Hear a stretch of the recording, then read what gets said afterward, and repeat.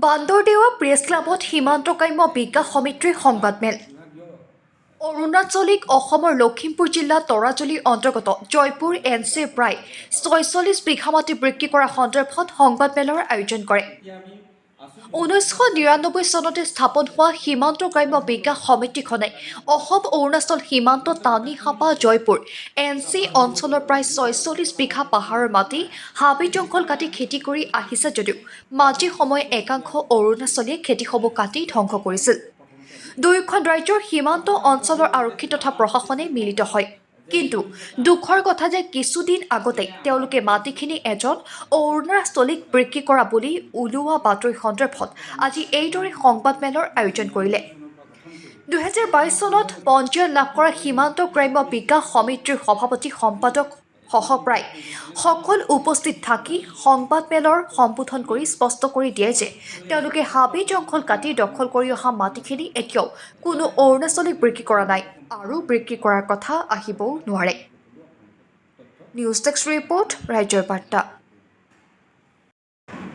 কিন্তু এটা কথা ঠিক যে এই সম্পৰ্কত আমাক বিভাগীয় অফিচৰ যিহেতু আমাৰ চাৰ্কুল অফিচে এই বিষয়ে জনাইছে যে আপোনালোকৰ ওপৰত এটা অফিচত আহিছে তো মাটি বেচা কিনা এনেকুৱা সম্পৰ্ক। তেতিয়া আমি আচৰিত হৈছোঁ। আমি চাইছিলোঁ যে যিখন পত্ৰ আছিলে, যিখন প্ৰেছ বিবৃতি ওলাইছিলে তাত আছিলে সীমান্ত গ্ৰাম্য বিকাশ সমিতি বুলি নাই, সীমান্ত বিকাশ সমিতি বুলি আছিলে। কিন্তু আপোনাৰ সমিতিটো আপোনালোকৰ নামত যিহেতু নাই। এতিয়া সেইকাৰণে আমি প্ৰেছ বিবৃতিটো বা আমি স্পষ্টীকৰণ দিয়াটো আমি কিছু পলম হৈছে, সেইটো আপোনালোকক আমি প্ৰথমতে আমি জনাই দিছোঁ। তাৰপিছত আমি ভাবিলোঁ যে আমাৰ ওপৰতে যিহেতু অঞ্চলত যে NGO হিচাপে আমাৰটো আছে, গতিকে আমাৰ ওপৰতে নিশ্চয় অভিযোগটো আহিছে। সেই সম্পৰ্কত আজি আপোনালোকৰ লগত মিলিত হৈছোঁ আৰু এই সম্পৰ্কত আমি কেনেধৰণে NGOটো 1999 চনৰ পৰা গঠন কৰি বৰ্তমান সময়লৈকে কি পৰিৱেশ কি পৰিস্থিতিত আমি আজি দিন নিৰ্বাহ কৰিছোঁ, কেনেধৰণে মাটিটো আমি দখলী স্বত্ব ৰাখিছোঁ, এই সম্পৰ্কত আপোনালোকক আমি কিছু পইণ্ট লৈ আহিছোঁ। তথাপিতো আপোনালোকে যদি আমাৰ পৰা জানিব বিচাৰে আমি আপোনালোকক যেনেধৰণে পাওঁ, যেনেধৰণে NGOটো সম্পৰ্কত আমি আপোনালোকক ক'ব লাগে আমি সকলো আপোনালোকক তথ্য আপোনালোকক মাটিটো ৭০ বিঘা কথা কৈছে, কিন্তু এইটো আচলতে আমি এটা কথা কওঁ, ৭০ বিঘা মাটিটো কেনেধৰণে ক'ৰ পৰা আহিছে তথ্যটো এইটো আমি নাজানো।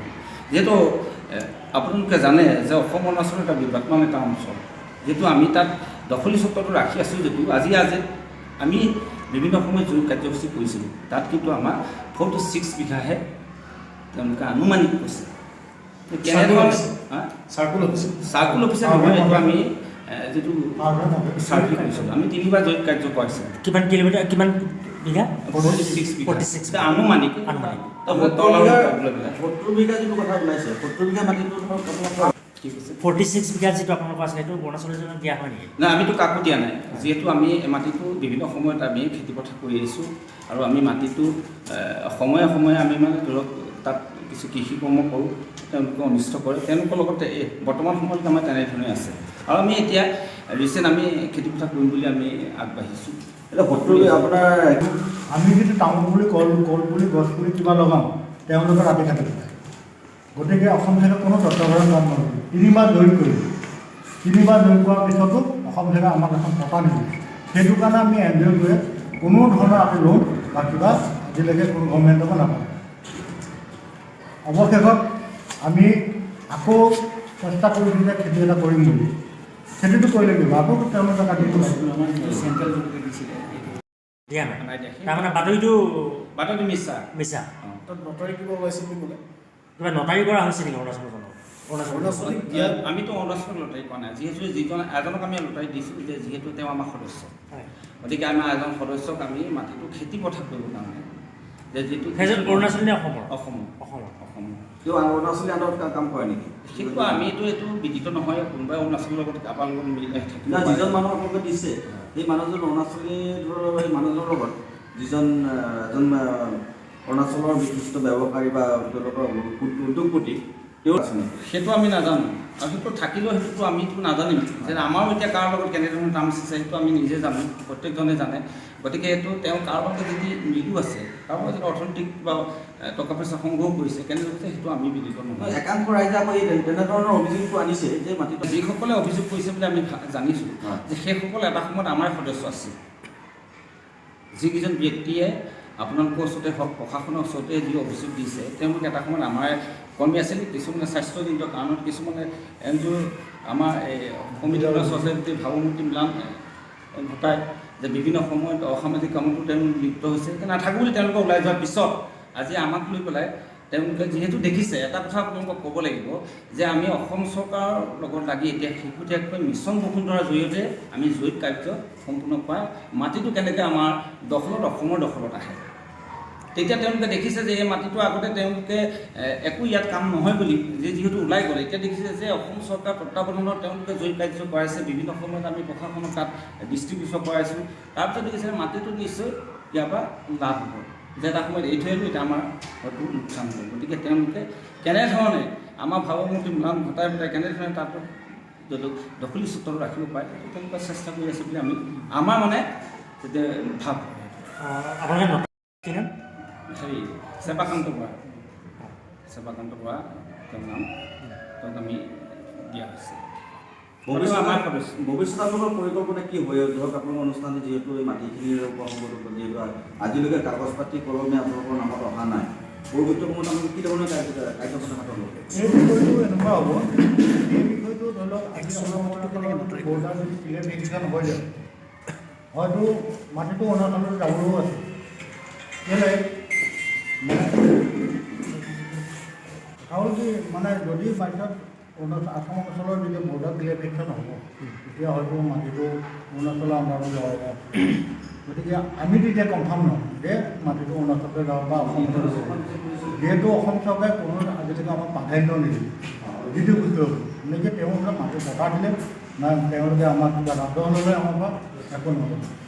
গতিকে অৰুণাচলত একেবাৰে আপোনাৰ